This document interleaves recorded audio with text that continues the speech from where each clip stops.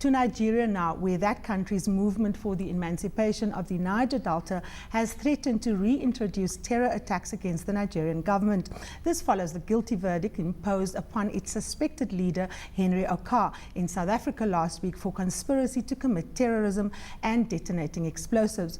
Okar has always denied that he ever led the movement for the emancipation of the Niger Delta. He moved to South Africa following Nigeria issuing an amnesty agreement for MEND members in 2009, lifting charges of gun running, treason that was charged against him. Joining us now from Lagos to discuss MEND's new terror threat against Nigeria is Wale Oluwo. He is the Managing Director of BGL Securities.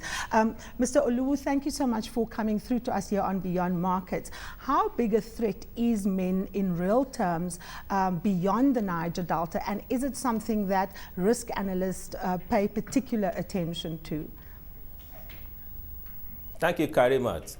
The way I see the threat from MEND, any threat should be taken seriously by the government of Nigeria. Now, originally, MEND is a coalition of so many groups. You had the Boilove group, you had the Tompolo, then you had the Henry Okar, and the rest of them. So it was not a movement that was constituted by just one group. Following the amnesty, the federal government had somehow been able to take care of a lot of the other groups, and they are now on the side of the government. The problem with the MEND is that Henry Okar was perhaps one of the very, very few groups that decided not to be part of the amnesty.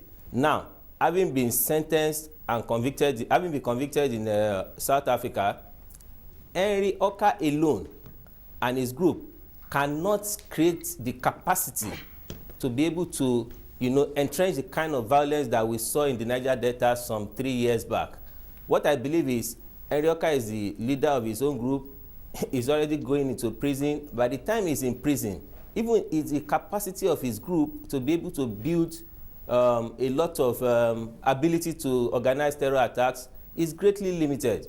So for me, I think the threat should be taken seriously, but it should be taken to the extent that, the MEND does not have the capacity at this time to carry this out. They might be able to build the capacity in the next 2-3 years going forward. Now, how is the arrest, how is the conviction rather going down in the Niger Delta? One would presume that there is some support, particularly in that part of Nigeria, given the fact that there's always been resistance to the central government. From where you're sitting, what are people from the Niger Delta area saying about the latest development? Well, Karima, based on information coming out of the Niger Delta lately, I don't believe that there is a broad support for what MEND, that is the Henry Okar faction of MEND, is advocating. Now, if you compare this to about 3 years ago, you will realize that you had a lot of groups under MEND, and then the local support was there, such that these militants, they were able to build kingdoms for themselves, they were able to build headquarters, they were able to operate like a government, almost to a lawless proportion. But now, what we have in the Niger Delta today is that, in fairness to the government, following the amnesty, we have almost like 5 sources of revenue entering the Niger Delta, taking care of developmental issues. It might not be as fast as Nigeria is expecting, but clearly, of all the regions in Nigeria, the Niger Delta is perhaps the greatest beneficiary of whatever initiatives government is doing. We have the Niger Delta Ministry, we have the NDDC, we have the derivation formula, which takes 13% of whatever money Nigeria earns and distributes among the Niger Delta states. So what I'm saying is the local support that is there for this kind of terror activities now cannot be compared to what we had about 3 years ago, 2.5 years ago. So I believe that no terror group really can perform very effectively without the support of the locals. And I believe that support is lacking at this time. As a final question, Karima, from where you're sitting, the risk factor tied to violence that is linked either to separatist movements or people using violence as a means to engineer economic and political change, how big a risk is that in current day Nigeria, considering the fact that the economy is growing at such a fast pace? Is it something that investors, take very seriously and consider as a variable when looking to Nigeria as an investment destination?